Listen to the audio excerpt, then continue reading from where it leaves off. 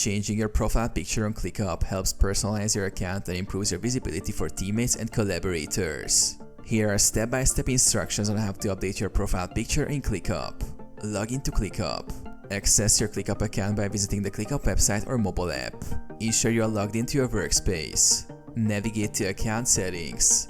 Once logged in, click on your profile picture or initials in the top right corner of the screen to open the Account Settings menu. Select Settings. From the drop-down menu, click on Settings. Open Profile Settings. In the left sidebar of the settings page, click Profile to manage your profile information, including your picture. Upload a new profile picture.